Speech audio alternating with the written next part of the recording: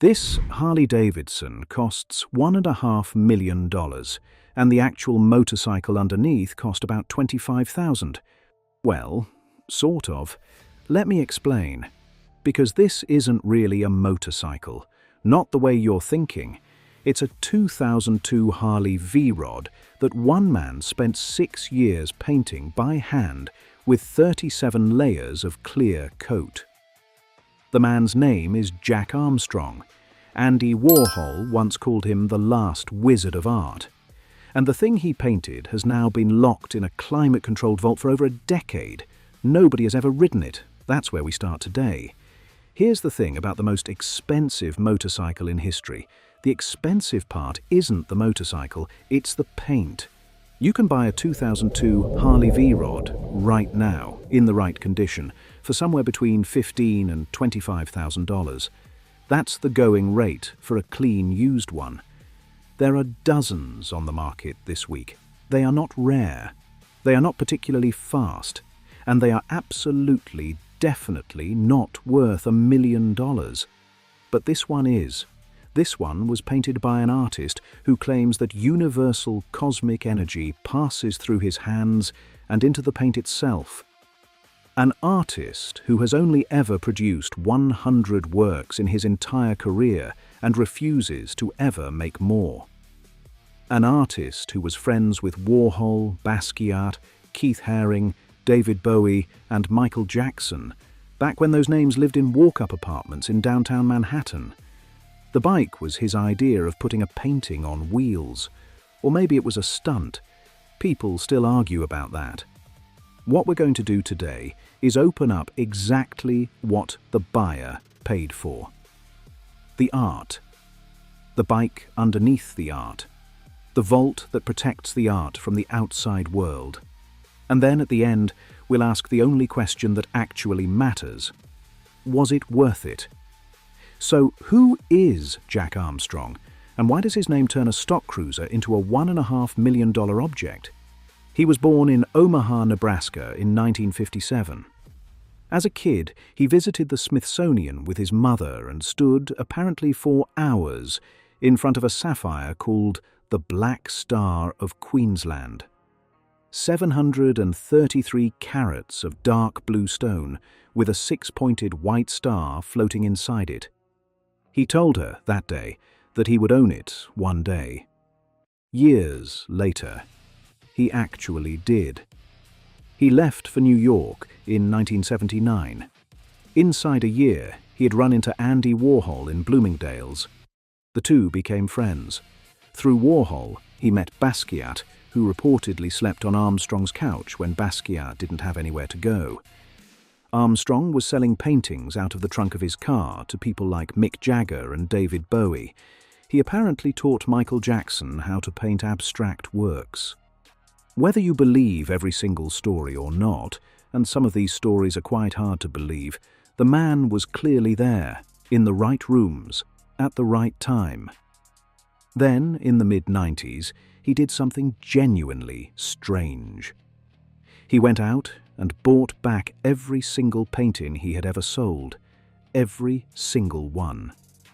And then he burned them, all of them, lit a bonfire in his backyard, and watched his entire body of work turn into smoke. He says Warhol approved of the idea before he died. In 1999, Armstrong began again. He decided that he would create exactly 100 new paintings, not one more, not one less, using a new style he invented and named Cosmic Extensionalism. The idea, as he describes it, is that the artist must vanish into the work. There's no separation between the painter and the painting. Universal cosmic energy moves through him, and the canvas captures that energy directly. His hair, his fingerprints, and according to him, his actual DNA become part of every single piece. Look, I'm not here to tell you whether you should believe any of that or not. That's between you and the cosmos. But the relevant point for this video is that Armstrong has built a 30-year career around that idea, and the people who buy his work, including Walmart heiress Alice Walton, French rock star Michel Polnareff, and a few others, quite a bit richer than that, apparently buy the philosophy as much as the paint.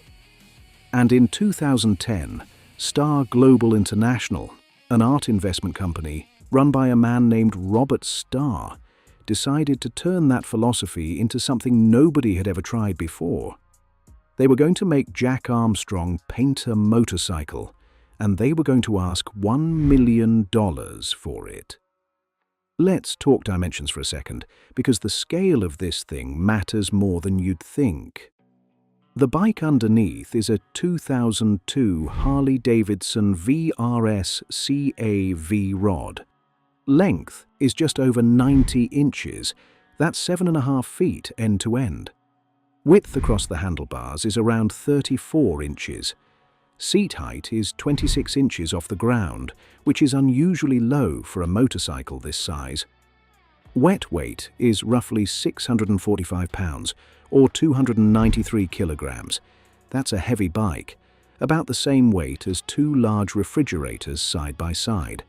Then there's the paint, and this is where the proportions start to get unusual. Armstrong applied his paint layer by layer over a period of 6 years. 6 years. To put that in context, Vincent van Gogh painted his entire mature catalogue in about 10 years. Armstrong spent more than half of that time frame on one motorcycle. The final result is acrylic paint underneath, with 37 coats of clear lacquer sealing it in. 37. Most factory paint jobs use 4. A high-end custom paint job might use 8 or 9. Armstrong went 37. At a rough estimate, the paint and clear coat on this bike weighs more than the engine cooling system underneath it. Most of the bike's mechanical mass is in the V-twin block and the frame. Once you start stacking nearly 40 layers of clear coat on top of a custom acrylic underlayer, you're talking about adding real, measurable weight to a vehicle. The Cosmic Starship may be the only motorcycle in history where the paint is a structural component. The whole assembly now sits inside a sealed glass case in a climate-controlled vault somewhere in California. The exact location moves around. Over the years, it's been at Bartles in Marina del Rey, in private hands, and eventually back to the artist himself.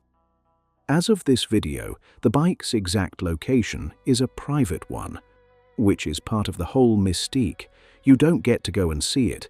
Most people never will. And that, oddly, is the entire point. Now we get to the part that justifies the title.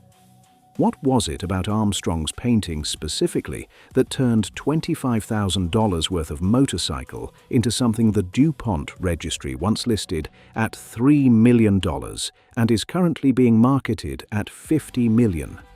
There are 3 things you have to understand about it. The first is the technique itself.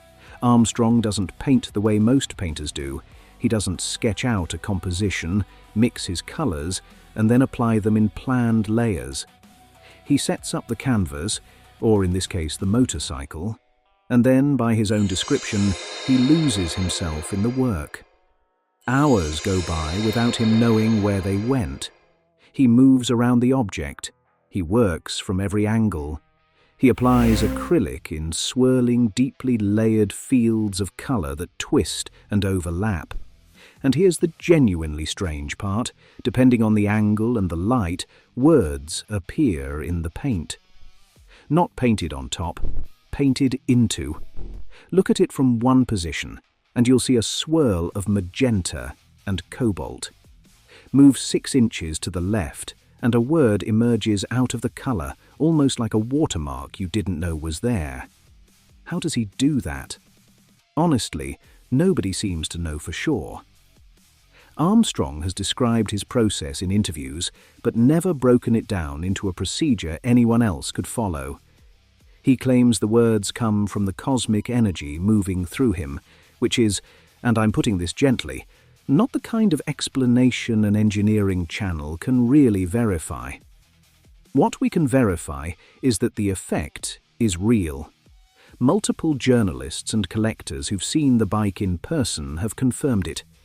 The words are there. The angles are right. You see them, or you don't, depending on where you stand. People who've stood next to the bike describe it the same way every time. From 3 feet away, it looks like a riot of magenta, cobalt, gold, and white, swirling across the fuel tank, the fairing, the frame, the wheels. Get within 6 inches, and the words start to appear. Move your head a little to the left or right, and they disappear again. It's been described, somewhat poetically, as looking into a piece of the night sky that's been pressed flat and stretched across a motorcycle.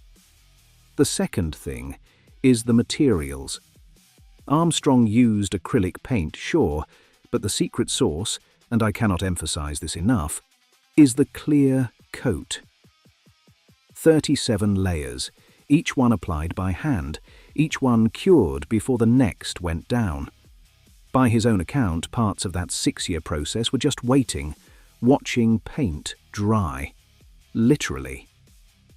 The clear coat is what gives the bike its depth. When you look at the surface, you don't see a flat layer of colour, you see colour suspended in glass. Light bends through it. The image underneath shifts as you move. It's the same optical effect you get when you look at a tropical fish through clear water.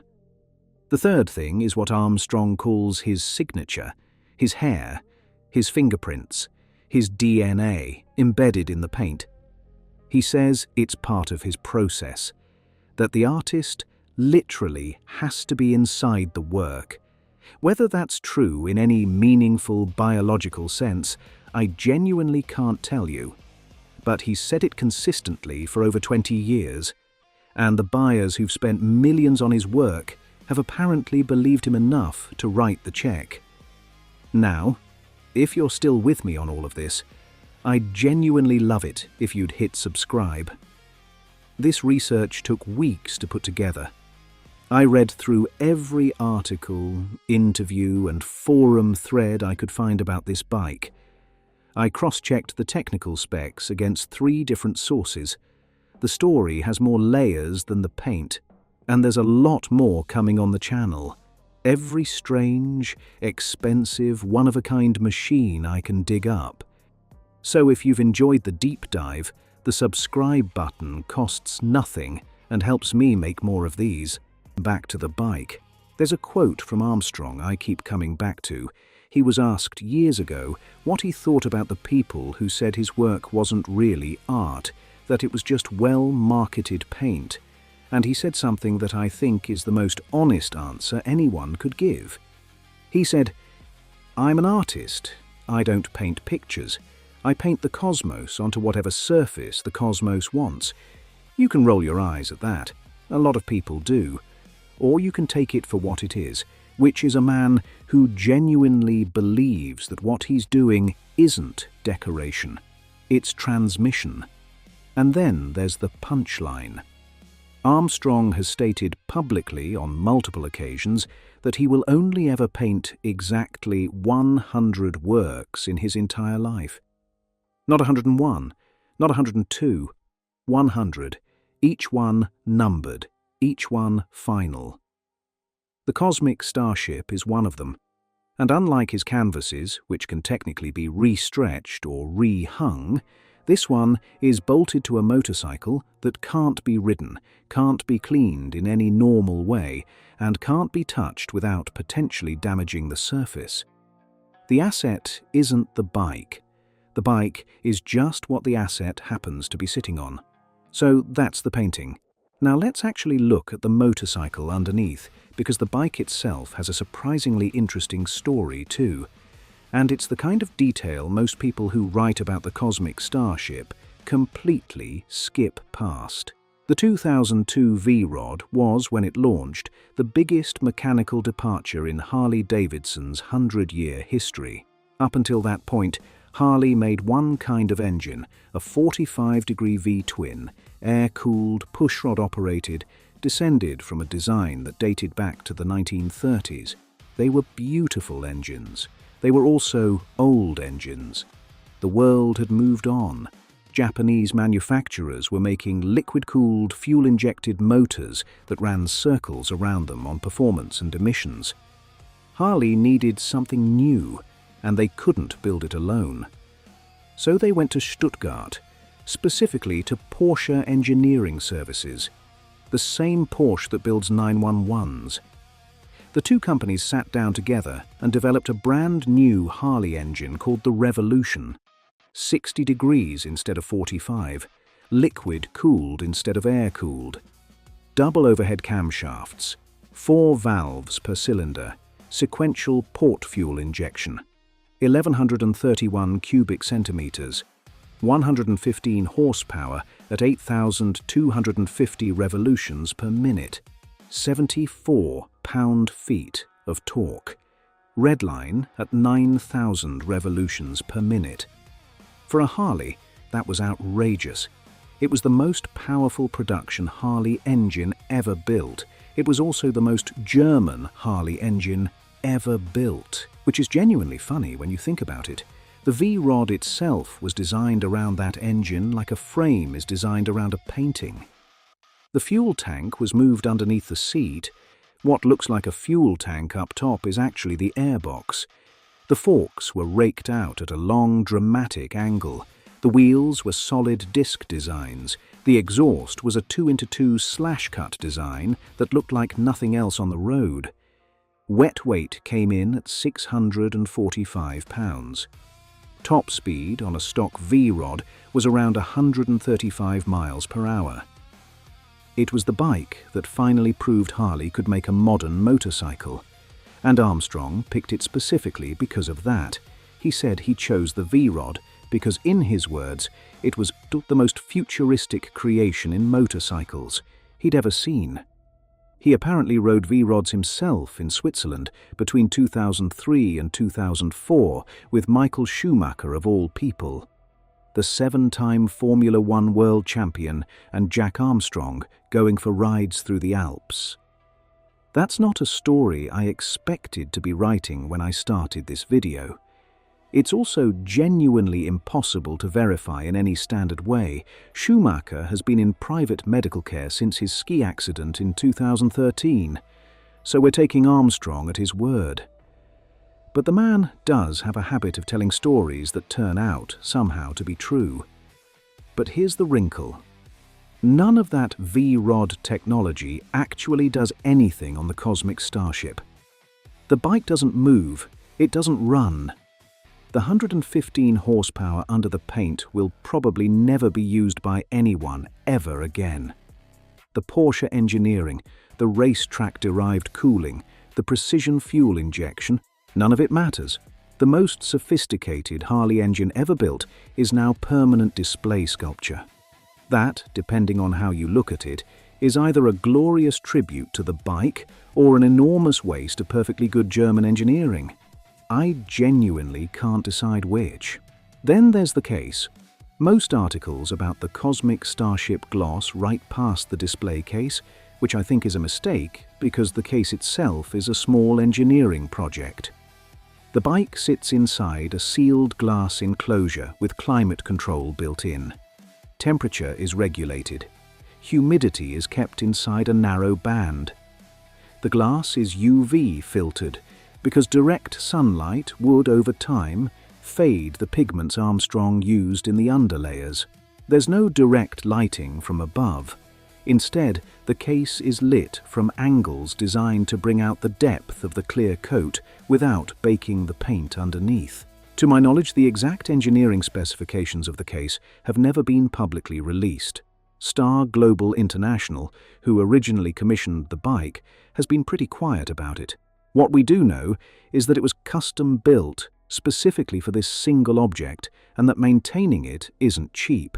You can't just stick $1 million painting in a regular garage and hope for the best. The case has its own power supply, its own backup cooling system, and reportedly its own security setup, designed for a piece of art that effectively can't be insured at full value because nobody can agree on what the full value actually is. Which brings us back, finally, to the most asked question about this thing. Why has nobody ever ridden it? And the answer, honestly, is that they can't. Not really. The moment you ride the Cosmic Starship, you change it. The paint is sealed under 37 layers of clear coat, sure, but heat from the engine, vibration from the road grime, fuel splatter, rain, all of it would interact with the surface. The depth effect that took 6 years to create would shift. The words hidden in the paint, depending on where you scratch the surface, might never appear in the same place again. You wouldn't be riding a motorcycle. You'd be slowly destroying a $1 million painting. So it sits, and while it sits, its value goes up. So what's the verdict? On the one hand, the Cosmic Starship is genuinely something nobody else has done. Armstrong's career is real. His connection to Warhol is real. His paintings hang in serious private collections owned by some of the wealthiest people in the world. The technique he developed is genuinely his. Nobody else paints in cosmic extensionalism because nobody else can. He's only ever going to produce 100 works. This is one of them. From a pure scarcity argument, the case is solid. On the other hand, and I have to be honest about this, the valuation is contested. The bike was originally listed at $1 million in 2010. It reportedly sold for $3 million in 2012 to the Moran family of California. Today, Star Global International is marketing it at $50 million. Some art critics consider those numbers wildly inflated. Others point out that art prices have always been determined by what buyers are willing to pay, not by any underlying logic, and that the same argument was used against Warhol himself when he was still alive. I think both sides have a point. The Cosmic Starship is real, the artist is real, the rarity is real. Whether it's worth $1.5 million, $3 million, or $50 million is a question only the market can settle, and the market has been giving wildly different answers over the last 15 years. What I will say is this. Whatever you think of the price, the Cosmic Starship is a permanent part of motorcycle history now. There has never been another bike like it. And there probably never will be again, not just because Armstrong has limited himself to 100 total works, but because the entire concept of putting a 6-year-long painting on a working motorcycle is, frankly, completely insane. It's the kind of insane I genuinely respect. If you missed it, we did a full breakdown of the Dodge Tomahawk, the $555,000 four-wheeled motorcycle with a Viper V10 engine that Dodge built, unveiled to a stunned audience in Detroit, and then refused to sell to a single person as a real motorcycle. It's our first video on the channel. The link's in the description, and next time we're going inside something even stranger. A motorcycle that runs on a real jet turbine engine, the kind that powers helicopters. Only a few dozen exist on Earth. The top speed is rumored to be over 250 miles per hour, and the engineering, well, you'll have to come back to see it. This was a difficult video to put together. Armstrong's story is told slightly differently depending on who you ask, and the bike's price tag changes every time it gets relisted. If we got anything wrong, or you've spotted a detail we missed, please let us know in the comments. We're always trying to get this right. Thanks for watching.